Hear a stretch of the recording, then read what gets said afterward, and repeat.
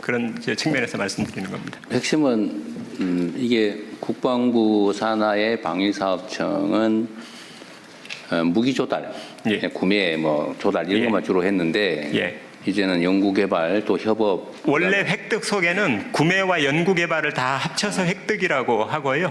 이제 그 방산 수출은 사실은 획득의 파생적 기능처럼 그동안 다뤄져 왔던 게 사실인데 이제는 적어도 이게 균형적인 그 사업이 되었다는 것입니다.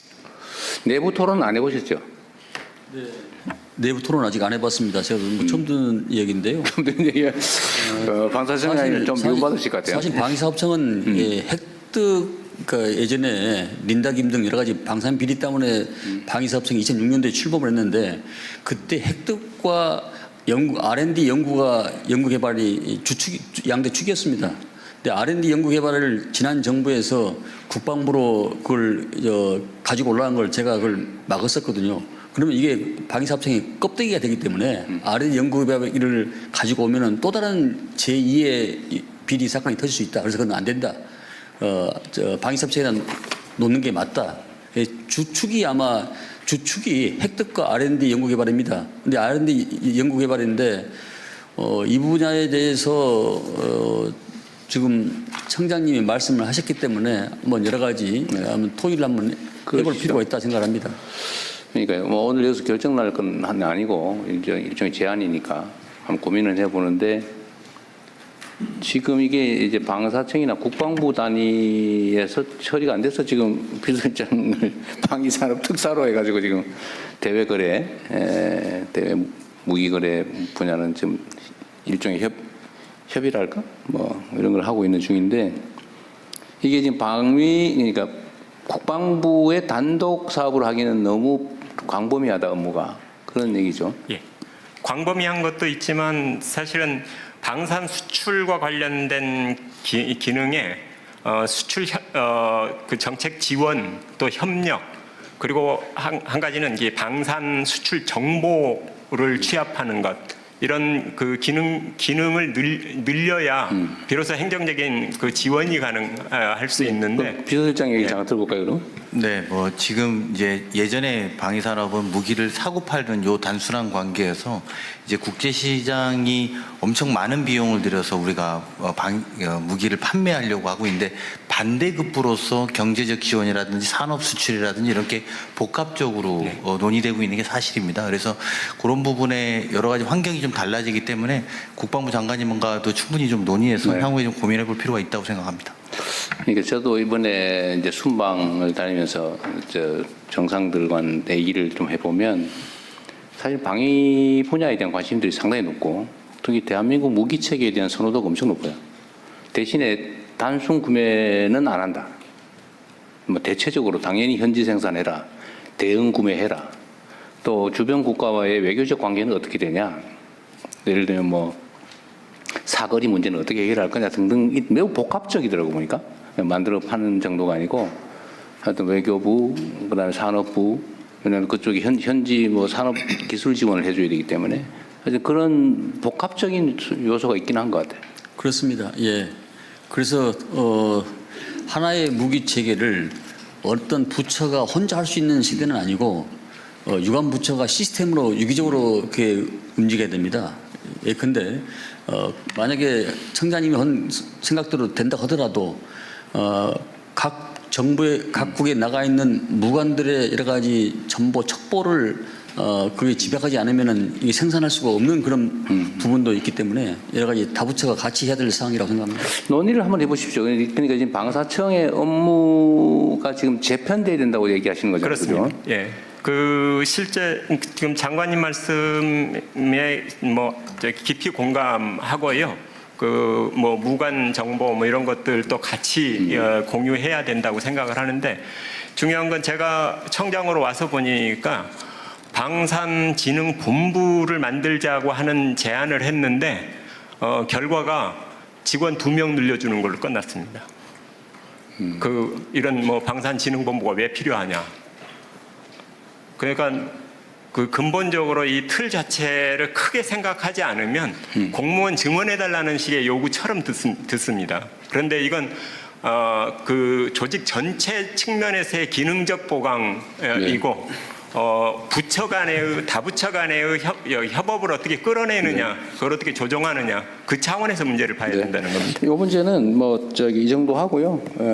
비서실장께서 사실 실제 총괄이니까 나중에 한번 국방부하고 같이 한번 의논을 해보시죠. 네, 알겠습니다. 네. 그리고 이제 세부적인 내용 중에 사람들은 아까 우리 장관님께서 말씀하신 것처럼 무기 조달 그러면 딱 떠오르는 사람 있죠. 무슨 김이라고. 그처럼 부정부패에 노출될 위험이 높죠. 요즘 많이 투명화되긴 했는데. 네. 근데 이 문제에 대해서 부정부패 문제나 불공정 문제에 대한 대응책이랄까? 뭐 이런 거는 지금 언급이 잘 안 되고 있는 것 같은데 어떠세요? 사실은 방산 비리 그러면 예전에는 상층 부패였습니다. 네. 부패의 수준이 적어도 장관급 이상의 부패, 지금은 하급 공무원의 부패 수준 정도이지 적어도 그 고위 공무원 수준의 부패는 거의 없다고 보면 그래요? 예, 됩니다. 예. 체계적으로 많이 개선이 예. 됐다. 오히려 저희 청에 검찰 쪽에 파견도 있고 감사관도 있고 이렇게 중층적으로 보고 있습니다. 이 사실 옛날도 아닌데 얼마 전까지 그 무슨 구조함을 만들었는데 소나가 없는 구조함 만들었다. 그거 아세요? 그런 얘기도 안 있었고? 16년 됐습니다. 아, 10년 됐어요? 네. 그 다음에 헬기 개발을 했는데 헬기가 갔다 오니 이게 주행거리라고 그럽니까? 이게 비행거리? 이게 너무 짧아가지고 전투를 할 수가 없다고. 갔다가 되돌아올 수가 없다고.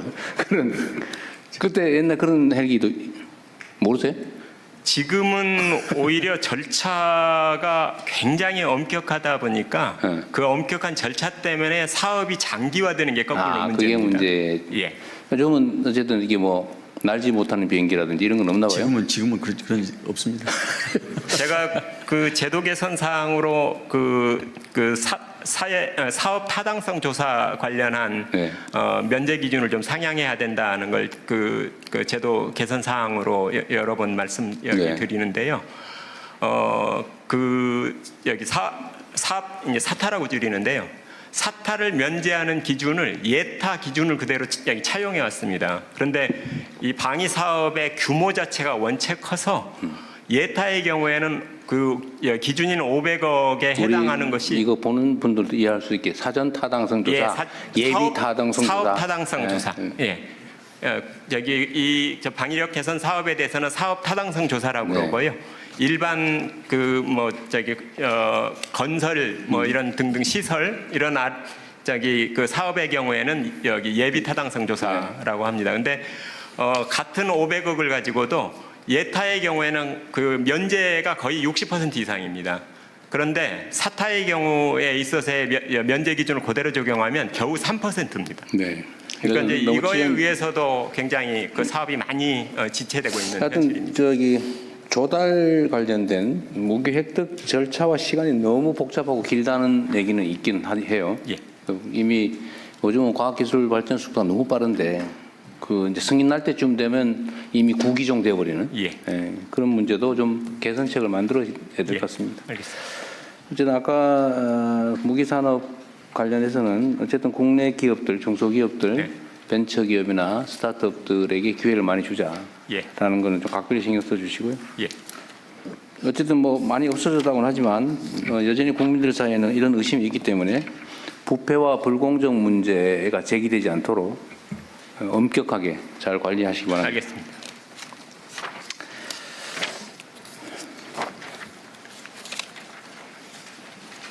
여기 84페이지에 재밌는 얘기들 많이 써놓으셨던데 획득 절차 얘기는 제가 말씀드렸고 계약 제도를 복수 낙찰제를 도입하자. 이게 어떤 거예요? 단수로 한 기업만 하지 말고 할 때 두 개를 동시에 하자 그런 얘기예요? 원래 복수 사업자가 있으면 경쟁 입찰을 하는 게 원칙인데 지금까지 그랬죠. 예. 그런데 복수 여기 사업자 이 방위사 여기 그 사업 업체가 품목별로 거의 한정적인 구조고 대체로는 과점 구조입니다. 딱 한 군데만 찍어서요. 한 군데만 찍는 게 아니라 대체로는 어떤 체계별로 두 개 기업이 치열하게 경쟁을 하는데 이게 과당 경쟁에 여기 폐해가 많아서 경쟁의 공정성을 취하자는 것이 거꾸로 성능이나 뭐 이렇게 국익 측면에서 오히려 부정적 효과를 내는 경우들이 많아서 차라리 그런 경우에 복수 낙찰을 통해서 서로의 그걸 좀 조정해가는 방식으로 그건 양면이 있는 것 같아요. 이제 네. 경쟁을 통해서 얻는 이익 또는 경쟁을 통해서 얻게 된 불이익 있는데 복수 낙찰 제도 역시 마찬가지로 그런 이익도 있지만 또 한편으로는 담합을 경쟁을 배제하는 그런 문제도 있겠죠. 그건 이제 저희가 입찰 제안서를 어떻게 기준을 잘 세우느냐에 따라서 상당한 정도는 걸러낼 수 있습니다. 그렇죠. 단수 낙찰이냐 복수 낙찰이냐 어떤 게 절대적으로 옳다고는 할 수 없고 그렇습니다. 예, 그 장단점을 잘 살려서 예. 뭐 적절하게 선택하면 되겠죠. 네.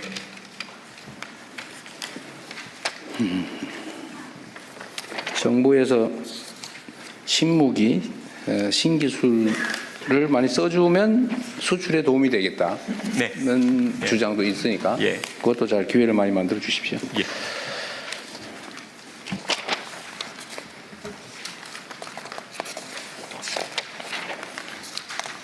약간 위험하니까 부패, 부정, 불공정 이런 소리 절대 안 나오게 잘 처리해 주십시오. 예. 국방과학연구소는 소장님이 계신가요 지금? 네, 국방과학연구소장 네네네. 이건원입니다. 제가 전에도 한번 물어봤던가 모르겠는데 전투기를 개발하는데 왜 공대공 미사일은 개발을 안 했을까? 그 설명할 수 있어요? 네, 당시에 많은 논의가 있었는데 그 시기를 잡지 못하고 그 타당성이나 기술적 수준에서 리스크가 있다고 판단해서 군에서도 적극적으로 가지 못했던 그런 내용으로 알고 있습니다. 만약에 그러면 지금 우리가 이제 전투기 개발해서 해외 수출도 하는데 예, 지금 해외에서 공대공 미사일을 구매를 못 해가지고 미사일 장착도 못하고 팔게 생겼다면서요? 예, 출발이 같이 갔었어야 되는 게 맞았습니다. 지금 공대공 미사일 구매가 안 돼요? 공대공 미사일 초기 버전은 유럽산으로 구매를 해서 장착을 하고 그 이후 버전은 저희가 지금 개발을 시작을 했습니다. 못 사고 있어요? 아니, 그러니까 전투기를 팔면 거기에 쓸 수 있는 공대공 미사일을 붙여서 팔아야 될 거 아니에요?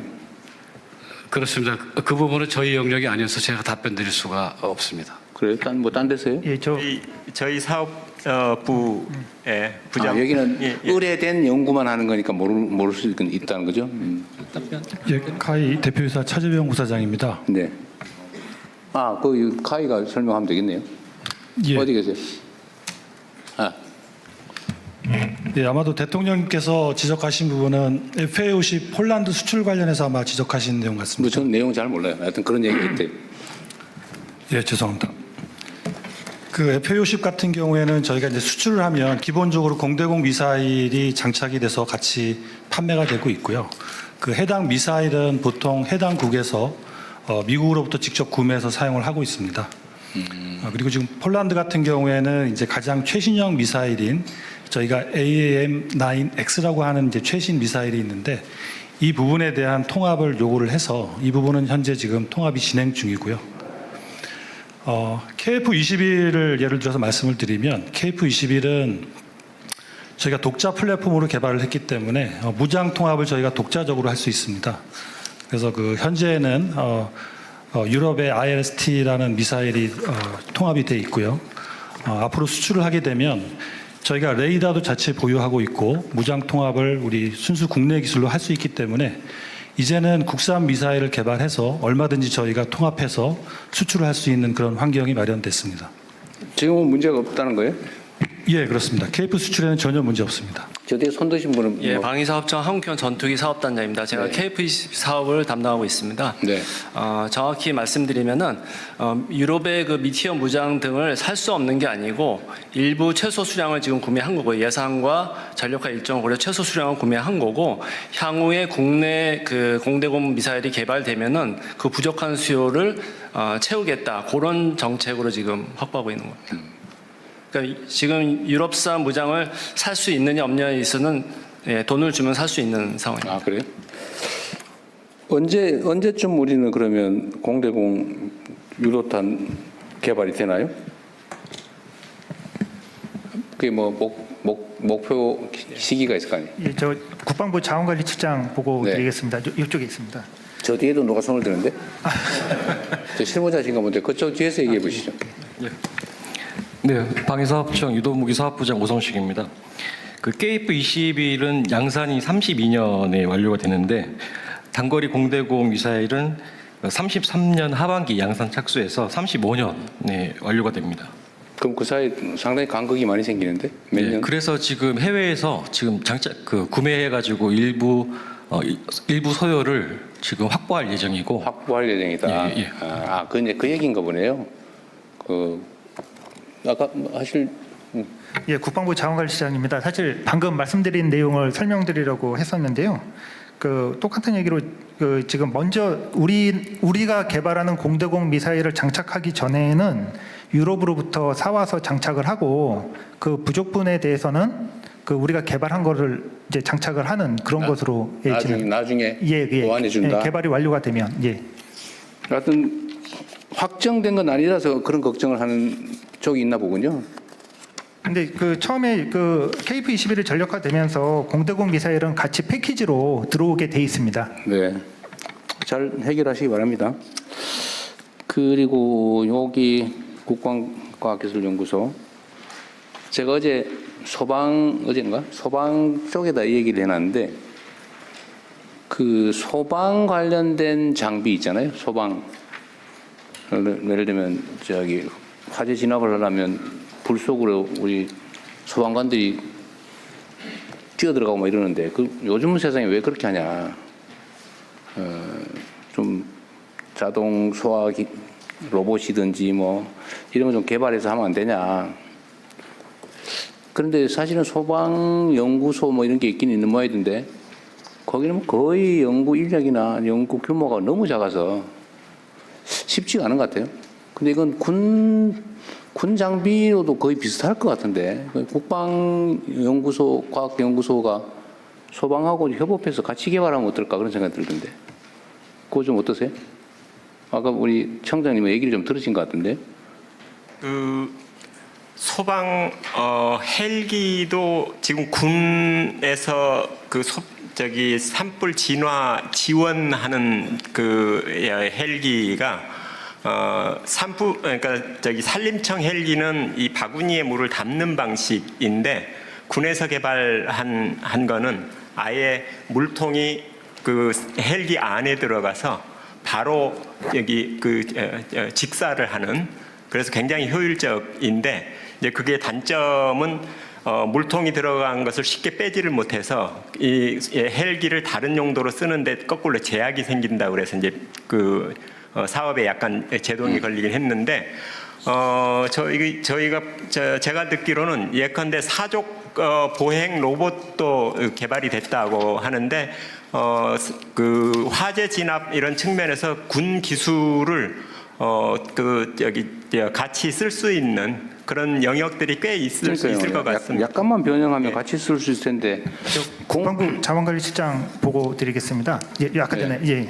실제로 그러한 부분에 대해서 그 국방과학연구소하고 그 소방청 내에 있는 국립소방연구원하고 지금 기술적 의견을 지속적으로 교환을 하고 있고요. 그 두 기관 간에 그 기술 협의체를 구성을 했습니다. 그래서 국방과학연구소에서 이걸 소방에 쓸 수 있다는 기술 과제들 가지고 있는 것과 개발하고 있는 것을 지속적으로 정보를 공유하고 있고 실제로 그 국방소방연구원에서 필요하다고 한다면 그거를 같이 협업을 할 수 있는 구조는 돼 있는데 네. 이게 이제 그 9월부터 좀 본격적으로 시작을 했기 때문에 그 좀 더 그 속도감 있게 진행을 하도록 하겠습니다. 네. 어쨌든 국가 역량이라고 하는 걸 굳이 뭐 쪼개가지고 낭비할 필요는 없을 것 같고 협업할 수 있는 건 최대한 협업 좀 해보면 어떨까. 저는 그래서 사실은 연구소도 그냥 물리적으로 합쳐가지고 한 부서로 운영하면 어떨까 싶은 생각 들더라고요. 뭐 쉽지 않겠죠. 똑같은 청인데. 하여튼 뭐 검토를 한번 해봐 주세요. 좀 효율적으로 할 수 있게. 대통령님 여기 국방기술보호국장입니다. 네. 일단 대통령께서 지시를 하셔가지고 소방청하고 저희 방사청, 국방부, ADD가 그 현장에 있는 소방관 어디 있어요? 여기 있습니다. 예, 연구원들이 모여가지고 그동안 국방 쪽에서 개발된 기술 중에 그 소방청에서 사용할 수 있는 기술들을 한번 시연을 했습니다. 네. 그래서 일단 여러 개 기술 중에 10개를 그 업체 주관으로 한번 시연을 했고요. 네. 그 중에 이제 4개가 선정이 돼서 2개 같은 경우는 즉시 구매를 통해서 활용할 수 있다고 식별이 되었고 2가지 과제에 대해서는 좀 더 소방 쪽에 적합화시키게 개선이 필요하다고 해서요. 네. 내년도 예산이 태워져서 같이 개발할 수 있는 상황이 되었습니다. 네. 알겠습니다. 아까 뭐 얘기하시려고 그랬었어요? 아니 아까 그 대통령님 말씀하신 그 미사일 구매에 관한 답변을 드리려고 네. 했는데 다 답변이 다 돼서, 했어요? 예. 네. 자, 그리고 국방기술 품질은 네, 국방기술 품질원 원장 신상범입니다. 여기는 뭐 품질을 관리하는데요? 네, 그렇습니다. 이미 납품된 무기나 장비들을 체크해 보는 거예요? 납품이 되기 전에 사용자 요구사항이 충분한 성능을 발휘하는지 품질을 보정하는 기관입니다. 알겠습니다. 국방기술진흥연구소는 부설로 있는데 이거는 ADD 국방과학기술연구소하고 어떤 관계예요? 네, 국방기술진흥연구소장 손재웅입니다. 네. 국방과학연구소는 주로 무기 체계를 개발하고 핵심 기술을 개발하는 임무를 수행하고 있고요. 네. 저희는 무기 체계에 소요되는 핵심 기술을 식별해서 핵심 기술을 개발하기 위한 기술을 기획하고 평가하는 일을 담당하고 있습니다. 불필요한 일은 전혀 아니다. 그런 말씀이죠? 그리고 또 하나 하고 있는 게 지금 방위사업청이 주관하고 있는 방산 육성이라든가 방산 수출 지원 업무를 저희가 지원하고 있습니다. 네, 수고 많으시고요. 자, 이제 제가 물어본 건 다 했는데 혹시 말씀하실 게 있거나 뭐 하신 분들은 말씀하십시오. 네, 말씀하십시오. 네, 마이크 갖다 드리시죠. 예, 대통령님, 저 국가보훈부 제대군인 국장입니다. 네, 네. 오늘 업무보고 과정에서 제대군에 대한 말씀이 하나도 없어서 제가 좀 서운해가지고 많이 흐뭇했습니다. 말씀하세요. 아까 보고에 있던데. 예, 그래서 제가 지금 제대군 국장을 하면서 지금 우리 전 국민의 1,600만 명이 네. 제대군인 병력 의무를 이행한 사람이고 네. 전 국민의 31% 남자의 62%가 제대군인입니다. 그래서 제대군인 정책에 지금 우리 국가 정책에서 가장 아픈 손가락이 그 예비군 훈련 받는 청년 제대군인, 네. 그리고 두 번째는 초급 간부, 세 번째는 19년 6개월 미만이 돼서 연금을 받지 못하는 제대군인 세 그룹이 우리의 가장 아픈 손가락이라고 저는 생각합니다. 네. 예를 들자면 청년 제대군인 예비군은 2박 3일 동안 동원 훈련을 받는데 10만 원 미만의 최저임금이 안 되는 돈을 받고 있습니다. 그리고 8년 동안 국가를 위해서 동원 훈련을 받고 있습니다. 그래서 그거 증액해 주기로 하지 않았나요?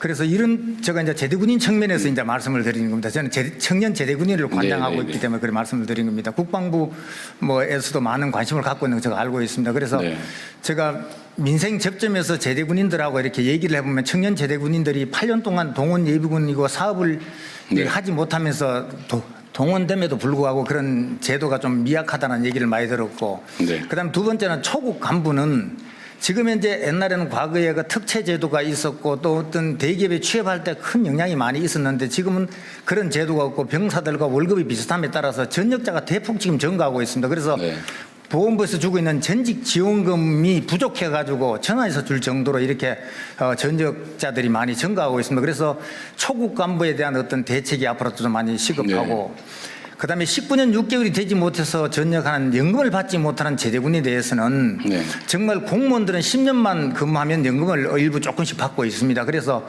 이것도 앞으로 예비군 훈련을 8년 받으면 가산점을 좀 준다든가 연도를 산정해서 이런 병력 혜택 연금을 받는 기간을 산정한다든가 하는 그런 국가 정책이 조금 더 나와야 네. 이게 19년 3개월 하고 나오면 연금을 못 받습니다. 그럼 이건 중산층으로 떨어지는 그런 경향이 있고 나이도 젊은데 어떻게 살아갈까 막연한 것이 많이 있습니다. 네. 그 대통령께서 제대군인에 대한 어떤 이런 관심과 정책을 네. 좀 많이 이렇게 해 주시면 정말 감사하겠습니다. 오늘 이런 말을 할 수 있는 기회를 주셔서 감사합니다. 네. 앞으로 열심히 하겠습니다. 네. 감사합니다, 대통령. 그 청년 예비군 그러니까 예비군에 대한 수당 보상은 증액해 주겠다는 게 제 공약이었던 것 같은데 그거는 별도로 안 챙겼어요? 약간의 수당이 이제 인상된 걸로 알고 있습니다. 그래요? 대통령님 제가 말씀드리겠습니다. 네, 말씀하세요. 예비전력국장 김신숙입니다. 지금까지 예비군 훈련은 그 세 가지 유형으로 구분이 되어서 네. 훈련비를 주는데 14년차 중에 동원훈련 1형에게만 돈을 줘왔고 네. 나머지 유형에는 전혀 훈련 보상비를 지급하지 않아 왔습니다. 아, 그랬어요? 네. 그런데 작년에 일단 그 나머지 유형 중에 동원 2형에 대해서 일단 처음 지급할 수 있도록 예산 편성과 법 개정을 완료를 했고 올해 다시 대통령님의 공약 과제로 들어가서 네. 저희가 나머지 지역 예비군 5, 6년차 예비군들에게도 전원 뭐 작은 금액이지만 훈련 보상비가 지급될 수 있도록 이번에 예산 편성 완료했습니다. 하루에 얼마씩 주기로 했어요? 하루에 그러니까 지역 같은 경우는 하루에 10,000원으로 해서 10,000원? 1인당 2만 원을 받을 예정입니다. 그다음에 2박 3일 하는 동원 훈련 1형은 지금 95,000원, 4일 하는 동원 2형은 5만 원을 받게 돼 있습니다. 하루에 5만 원이 아니고 아닙니다. 4일 동안 합쳐서 5만 원. 이거 따로 한번 챙겨보세요. 이게 전에 이거 너무 적다 그래가지고 올려주기로 했는데 너무 소심하게 올리신 것 같네요. 대통령 제대군인 예. 국장입니다. 그 접점 지역에서 청년들을 보면 2박 3일을 훈련하는데 10만 원이 안 되는데 최저임금이 올라가 1,030원이고 내년에 1,350원인가 네, 알았어요. 네. 되기 때문에 요거 이게 좀 따로 한번 챙겨볼게요. 10만 35원인가 그렇게 네, 대통령실에서 챙겨보겠습니다. 네. 예. 연금을 못 받는 군인이 있다. 20년이 안 돼가지고. 19년 6개월 이상 왜 돼 연금을 19년 6개월 한 넉 달 더 있다 나오지 왜 미리 나왔을까요? 그 강제 전역을 당해서 그렇습니까? 아니면 진급을 못 하거나 또는 계급 정년에 예, 대해서? 계급 정년도 있고 하기 때문에 그게 안 돼서 나오는 친구들이 많이 있습니다. 그래서 이것도 한번 고무적으로 한번 생각해 볼 필요가 있다고 생각합니다. 대통령님, 그 네. 인사복지실장입니다. 네. 연금을 담당하고 있습니다.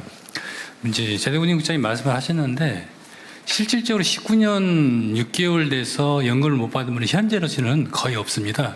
왜냐하면 소련 같은 경우가 그 대상이 됩니다. 그렇게 되면 19년 6개월이 되면 지금 약간 복무기간을 연장을 해서 20년이 될 수 있도록 그 제도가 마련되어 다 있습니다. 해주고 네, 있어요? 그렇습니다. 자, 그렇기 때문에 거기에 대해서는 어느 정도 보완이 됐고요. 실질적으로 이쪽 보면 상사 같은 경우도 실질적으로는 다 받을 수 있습니다. 그렇기 때문에 저런 문제점은 없는데 아까 저런 사례는 실제로는 없다. 네, 거의 없습니다. 네. 그 소수는 있다 하더라도 뭐- 아주 작습니다. 네. 그런 것 극히 예외적인 경우다. 그러니까 나름 그런 문제에 대한 보완책을 만들어 놨다는 얘기군요.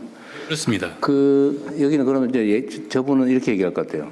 19년 6개월 아니고 19년 1개월 된 경우도 있다. 할 것 같아요. 그런 경우는 그런 경우는 제가 좀 살펴봐야겠습니다. 그것은 자신 없습니다. 진짜 살펴봅시다. 네, 알겠습니다. 이게 아마 계급 정년 때문에 생기는 문제 같아요. 어쩔 수 없이 강제로 전역을 당하니까.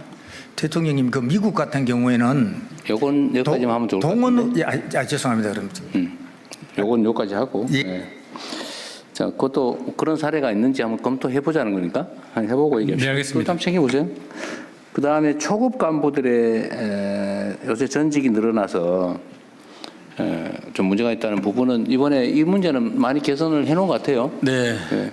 계속 앞으로 개선해 나갈 거고. 네, 지금 윤석열 정부 들어서 이 병장 월급이 205만 원이 됨으로써 초급 간부가 또 부사관들이 상당히 박탈감을 그렇다고 느껴가지고 하죠. 예전 수준으로 병장과 부사관이 180만 원 월급 차이가 있었습니다. 그래서 중견급 이상 수준으로 지금 대폭 아까 보니까 자료에 180만 원 차이를 만들겠다는 거는 그렇습니다. 바로 385만 원을 최저로 만들겠다는 지금 얘기인데. 그 정도까지는 아니고요. 아, 그걸 써져 있던데.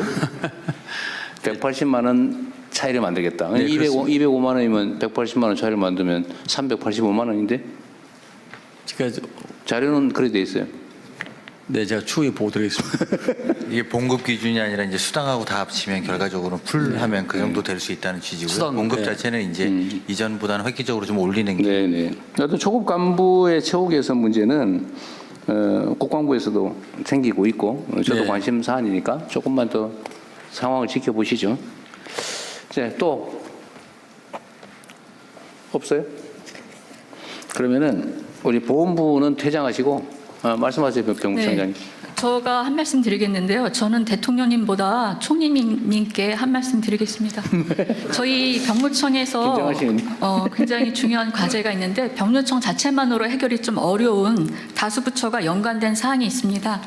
시간 관계상 오늘 내용은 말씀드리지 않고 별도로 시간을 내주시면 말씀드리겠습니다. 시간을 내주시지 말고요. 저 텔레그램 주소 알려주세요. 알았습니다. 네, 감사합니다. 그 별도로 나중에 보고하시면 잘 챙겨볼 겁니다. 또 없으세요? 대통령님, 아까 그 303 그 하사역입니다. 네네네. 그래도 답변 드리겠습니다. 네, 그 사이에 알아내셨군요. 네, 180만 원 관련돼 가지고 그건 어떤 의미냐면 지금 병장 같은 경우가 205만 원입니다. 월급이. 근데 실질적으로 수령이 205만 원이 아니라 병장 월급은 150만 원입니다. 그리고 나머지 자기가 저축하면 55만 원을 저축하면 정부에서 추가적으로 55만 원을 100% 매칭 지원해 준다. 그렇기 때문에 여기서 말하는 180만 원 차이라는 것은 150만 원하고 향후에 제도 개선이 되면 처우 개선이 되면 330만 원이 됩니다. 그렇기 때문에 180만 원 차이 되겠다. 네. 그런 의미입니다. 네, 표현에 대해서 제가 이해를 잘 못했군요. 알겠습니다. 네, 또 없으세요? 없으면 저기 뭐 이어서 국방부 비공개 업무 보고가 토요일까지 실시됩니다. 보훈부하고 이제 방송은 좀 빠지고 국방부만. 근데 이 저기 국방부 논의하는 것도 이게 다 전원이 있을 때 해도 괜찮아요? 괜찮으시면 비공개 사안은 제가 봤는데 나중에 저기 별도 보고하는 걸로 하시죠.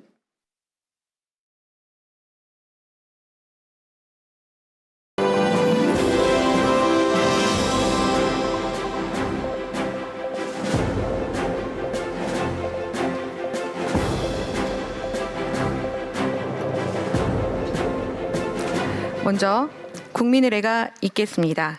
내빈 여러분께서는 국기를 향해 주시기 바랍니다. 국기에 대하여 경례.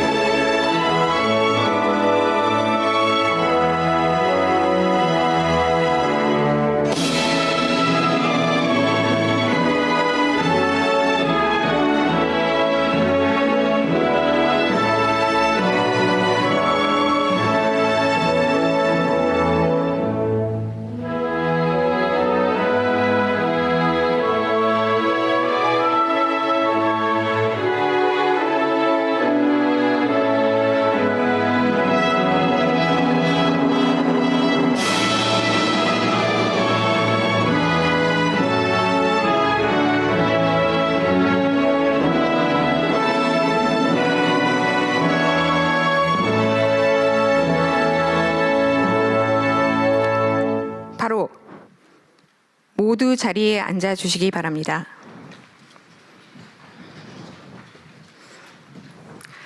안녕하십니까. 오늘 국방부, 국가보훈부, 방사청, 병무청 업무보고의 사회를 맡은 국방부 기획조정실장 김은성입니다.